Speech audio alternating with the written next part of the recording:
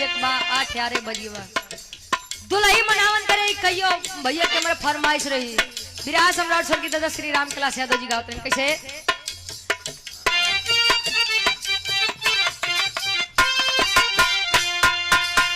राजा हो तो कैसे मना राजा हो तो कैसे मना राजा हो तो कैसे अरे रतिया हमरे ना लागयो भाई दुल्हा हो का हो अरे रतिया हमरे ना लागयो भाई रजऊ हो तो कैसे मनाई रजऊ हो तो कैसे मनाई रजऊ हो तो कैसे मनाई कहे रतिये में हमरे न लागे भाई त रजऊ हो तो कैसे मनाई वाह दुलई कहे बीता बल पनवा कयाई गए जवानी बीता बल पनवा कयाई गए जवानी बीता बल पनवा कयाई गए जवानी अरे रही रही के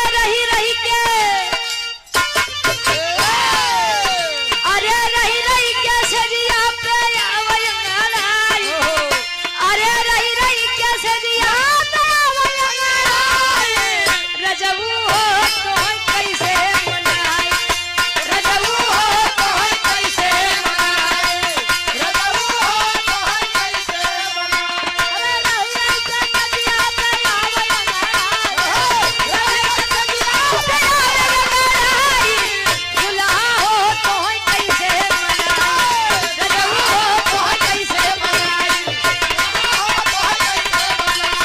रजऊ हो तो कैसे बहुत बहुत धन्यवाद गाओ बजाओ का सुनो में कोनो भी गलती कसूर भयो आप लोग अपन लड़का बच्चा समय समाप्त किया हमारी तरफ से कार्यक्रम के समापन बा काहे कि हमारे रात में भी कार्यक्रम बा और सत्यम भैया आपको खत्म कर कहाँ जाना था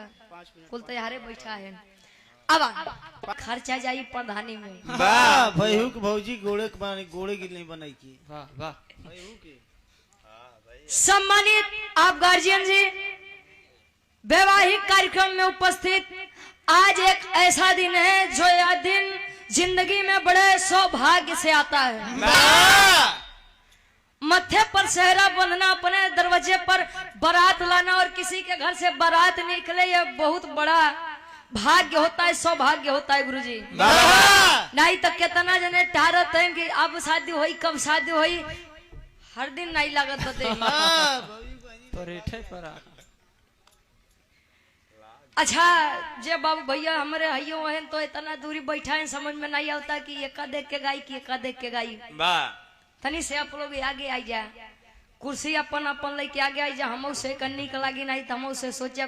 बस गाओ या ही गावो कैसे निकरा यार वाह एक होता है कि यार बुलाए भले पैसा ज्यादा लिहन लेकिन पैसा सूल बा वाह आ एक होता है रे यार इतना पैसा दी है बिरहा के हो लाइन नहीं भवा तहाँ जोड़ के निवेदन भाई आप लोग तो निशाई आगे आई जाए घंटा 2 घंटा जो सुने के बाद प्रेम से सामने से बैठ के सुन ले जा साउंड के मामले में बेताज बादशाह का नाम हो भैया साउंड के रमेश साउंड सर्विस वाह क्या कहना है बड़ा सुंदर साउंड सर्विस भाई एक नंबर के मशीन बतवा इससे बढ़िया बगल में बिरहा जगत के बड़े अच्छे कलाकार बड़े सुंदर कलाकार उभरते हुए कलाकार और बिरहा जगत के बड़े अच्छे कलाकार या